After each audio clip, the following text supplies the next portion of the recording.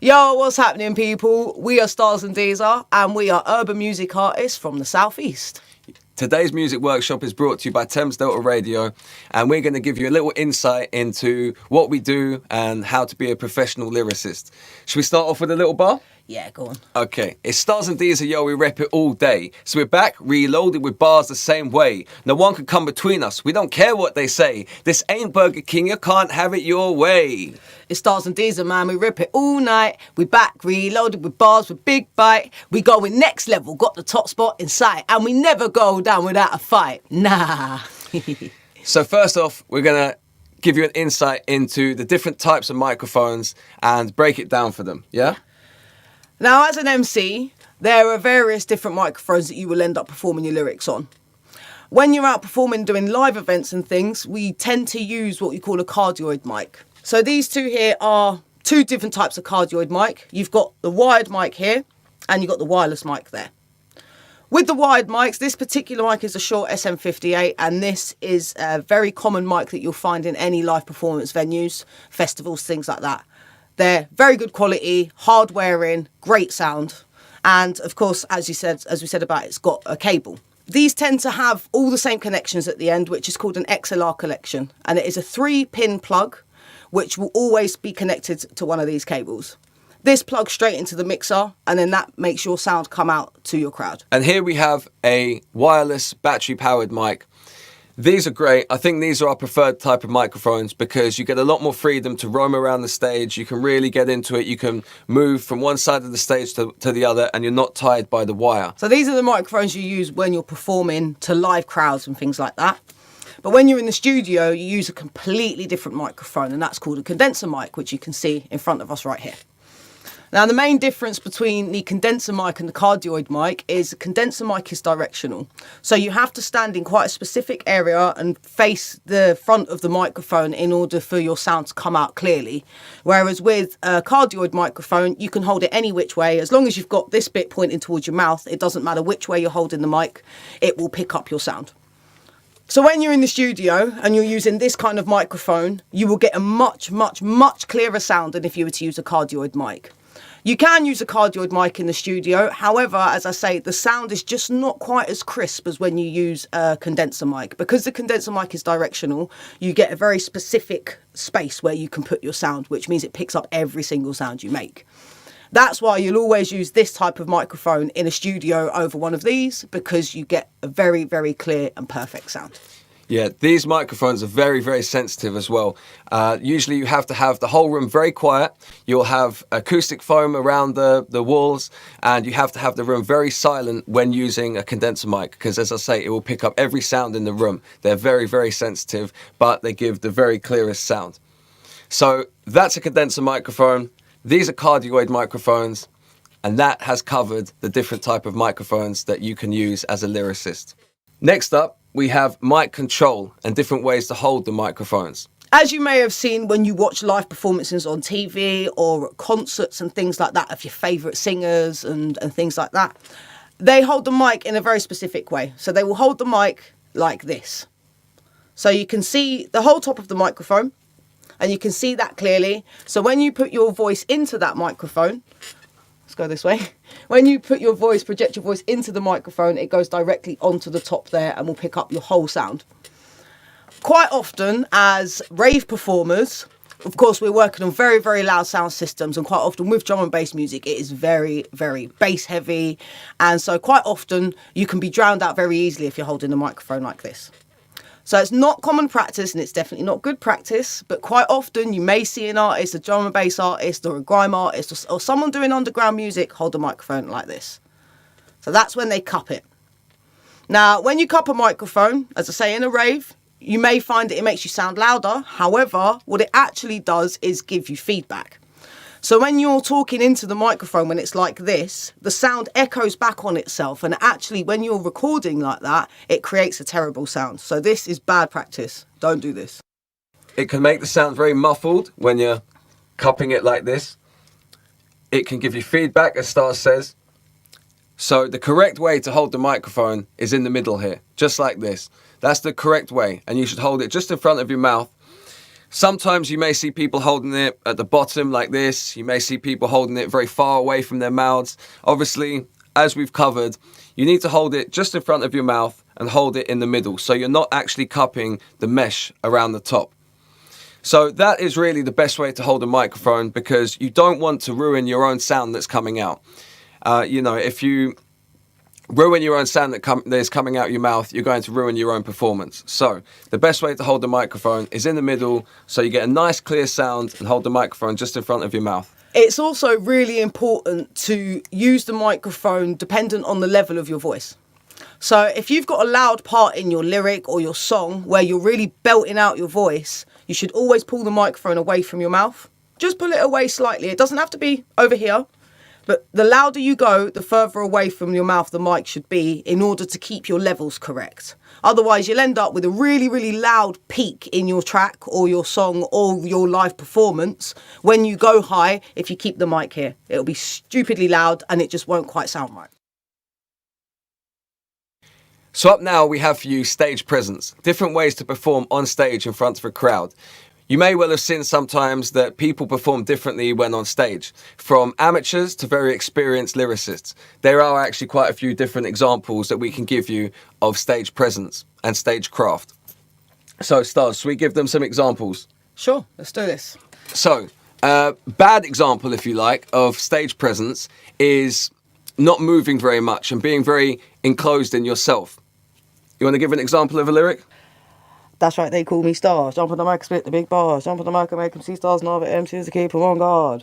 So what we have here is she's not seeming very confident. She's not coming across very loud and very confident and bolshy, and she's very contained in herself and looking at the ground and not really engaging with the crowd.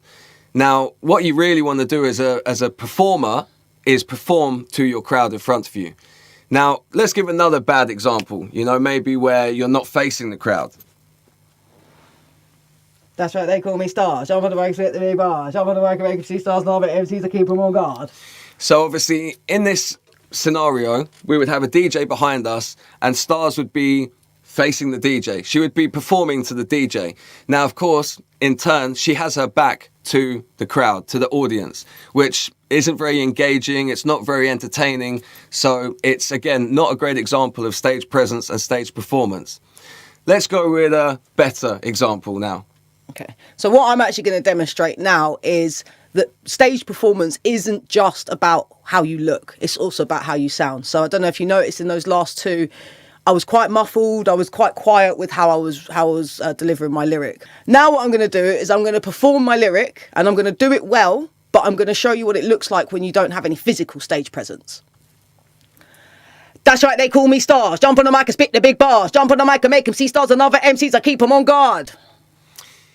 I could get into that because you were nice and loud, but again, weren't really performing to the audience, to the crowd. She was very reserved in herself. Her body language wasn't open, wasn't reflecting good stage presence and good performance. So, as a performer, what you want to do is perform and entertain your crowd. So let's give them the very best example right now. Okay. That's right, they call me STARZ. Jump on the mic and spit the big bars. Jump on the mic and make them see stars and other MCs, I keep them on guard. Yeah, now that's a lot more, you can really get into it, you can see her moving, it makes you want to move with her, when you're seeing a performance like that, her body's moving, makes your body want to move as well, and that is the thing as entertainers, we are here to not only perform, but also entertain as well. And it's also really important, especially if you're up on a stage, is to use your space. So at the moment, of course, we are currently in a studio setting, so we don't have a huge amount of space to demonstrate that. However, if you think about if you're on a huge stage, if your stage is 10 metres long, your performance is 10 metres long. If your stage is 20 metres long, your performance is 20 metres long. So you go from one end to the other and you stand in the middle and you go forward and you go backwards because you need to fill that space to keep your entire crowd engaged. That's a great example as well, because you may well have seen people like, for example, Stormzy performing on stage at Glastonbury or some of these really big festivals where you may have seen videos of them performing and you'll see them running up and down the stage, left to right, left to right. Sometimes you may wonder why they're running around so much, but it's exactly for that reason, because when you have a stage, you need to fill it. If you're just one person on the stage by yourself, you will fill that stage. You need to fill that stage because that is your platform to perform on. You want every single person in that crowd to be engaged with what you're doing. And it's very difficult to do that if you're standing right in the middle of the stage and you've got an expansive crowd in front of you. The only people you'll be keeping engaged is those people at the front if you stay in the middle. 100%. And of course, you know, you may have a front row which stretches all the way along. So if you just stand in one part of the stage, then it's only those people immediately in front of you that get the very best experience of watching your performance. Whereas when you're moving up and down, the people to the left, the people to the right, they can all get a close-up of how you perform. Now, the other thing is, it's not just about stage presence physically actually at venues, festivals, at nightclubs and stuff. It's also about the visual performance of online shows, you know, radio shows and stuff like that. So of course, sometimes, as STARZ said, we have a small area we're in right now, but you can still fill that space. You can still fill the screen with your performance. You may well have seen on some radio shows, some MCs, lyricists, you know, they are very reserved in themselves. They don't move around too much. And sometimes it's difficult to engage with those people because they're just not really showing much energy. The more energy we give off, the more energy you can feel and you can respond to, you know. And it takes it back to that word entertainment. At the end of the day, you're here trying to entertain people. So if you really, really want to keep their attention and keep them entertained, you have to do as much as you possibly can, not just vocally, but also physically. Yeah, and to be honest, we are really speaking from experience. When we both started out as MCs, you know what, we were both very reserved. I remember I always used to hunch my shoulders up. I used to bring my arms in like this. When I look back at old videos of my old performances, I actually cringe. I really don't like them because I was so hunched up and I just don't like it at all. But and I remember I was given some advice. You need to loosen up. You need to loosen your body up, you know. Drop your shoulders, move your arms around, yeah? And all of this stuff really, really helps you to give the very best performance you can because you're loose, you're feeling it. It helps you to actually feel the music, feel the energy, and give the very best performance you can because you're loose and you can become fluid with the music and fluid with your lyrics and you can move around and get into it. And of course, that energy is then resonated with your audience. It makes your audience feel comfortable, essentially. If you're rigid like this, your audience are going to be rigid. If you're loose and if you make it obvious that this is where you're meant to be, this is where your heart lies, people feed off that. You know, it's all about energy. The energy that you give off is the energy that you'll get back. Yeah. If you're comfortable within yourself. So exactly that. That is stage craft and stage presence. Now we're going to talk to you about performing with other lyricists, other MCs, other rappers. We've been performing together for 14 years now, and so it's become second nature, really, just performing with each other, and we're very comfortable. However, sometimes we get put on set with other MCs that we don't actually know, or even if we do know them, maybe we haven't performed with them many times in the past. It's all about being accepting of being on set with another MC, another performer, because you don't want to hog the set just to yourself. You want to make sure that you're sharing the microphone and that you all get a chance to perform as well as you can. I think as well it's very important to remember, as I said previously, this is entertainment. This is a show. So yes, of course, you want to make everybody know what you're about. But if you're performing with somebody else, whether it be the DJ or another MC or another few MCs, you're creating a show for your crowd. Those are the people that are important.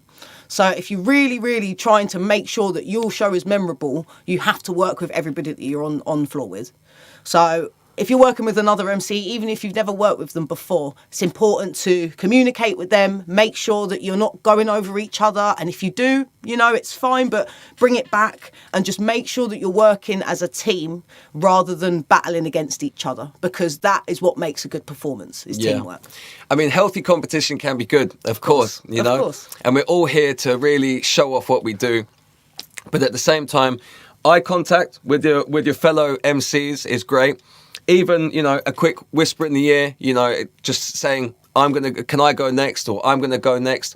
Also, if you get into a good habit of, say, for example, spitting a 32 bar or 16 bar, if we set the pace by each spitting a 16 bar, the other MC that we're on set with will most likely spit a 16 bar as well, and we will keep it moving like that. And it's a good way to show compatibility, working together. And versatility. Yeah. But most of all, as I said, eye contact and speaking with your fellow DJ or MC. When you are performing with other people, I mean, you know, as Deeza said, we've been performing together for 14 years now.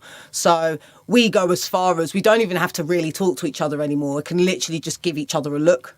And we know either, right, I'm going to come in next, or, right, I'm going to spit this specific combo lyric we've got, or, right, it's time to do a chant or something like that. We can just give each other a glance, and now we know that's how it works. Of course, that all comes with time and experience. There are certain things that you can do from the get-go, you know, like eye contact, like even raising your eyebrows to let the next person know that you want to jump in. Those are all things that you can do from day one, which will give you the communication skills and obviously the techniques to do a live performance and give a show, rather than it just being a bunch of artists on a stage together trying to chat over each other. Yeah. And I mean, also down to something, you know, we've been on set with other people where they're overly confident, or maybe they're a little bit more confident than us. And they will stand at the front of the stage, they'll hold the microphone the whole time, and it's almost like they don't want to let us perform. But it's about showing your confidence, and as STARZ said, you know, interacting and showing that you want to jump on next. So for example, maybe you just take one step forward, stand next to the MC that you're performing with, and let them know that you want to go next. It can be a very friendly scenario like that. You just step forward and step next to them. If you're not showing confidence and the other MC is very confident, then they may try to not pass you the mic. They may try to hog the performance, the show, because, you know, they really want to showcase themselves. So it's all about trying to show that you're willing to work together, but at the same time have enough confidence to stand forward and let them know, I'm here and I'm ready to perform. We've actually MC'd with quite a few other MCs before, where they sort of don't want to let us on, or, you know, especially with STARZ being female. A few years ago, there was a few occasions where people might pass me the microphone, but they don't want to pass her the mic. You know, if I pass the microphone to her, they'll want to take the mic off her before she's even finished her bar, which obviously is very unfair and it's not professional. And it's quite interesting, actually, as a female in this industry, you do have to work a little bit harder, and you do have to be that extra bit confident. So, you know, over the years, as Deeza's just quite rightly said, I've had many people try to take the mic off me or stop me from performing. But then I've flipped it round and I've jumped on anyway, and I've given my absolute best performance, and I've actually made those people step back and go, oh, okay, do your thing. So it's all about your own confidence in yourself and your belief in yourself. Don't worry about anyone else telling you you can't do this, you can't act like that, you can't. Do you know what? Believe in yourself. If you believe that what you are doing is good and you have that confidence behind you, people will see that and people will resonate with that. It's all about confidence. A lot of everything in life comes down to confidence and showing you're willing to step up to the mark and do what you need to do to be successful. And that goes for any walk of life, really. Yeah. But especially in this music game, and especially as a female, STARZ has been really up against it at points. She stood on stage as the only female, and there's been 5, 6, 7 men on stage, and she's held it up. You know, each time she's got the microphone, she's held it up, and she's performed just as well as every single man on stage, if not even better. Oh, thanks. So, you know, it's all about confidence, and it's all about showing that you're willing to do whatever it takes to really let people know that you're here and you're proud and you're going to show people what you're about. And remember, the worst that can happen is you do something a little bit odd. No one's going to judge you, believe me. Believe me. They may judge you for 5 minutes of your life, but tomorrow, that was yesterday's story. So It doesn't matter. Do what you feel you need to do. And if you mess up, oh well, you're a human before you're anything else. Of course, you get so many knockbacks in this game. The most important thing is you dust yourself off and you jump straight back on it. Exactly.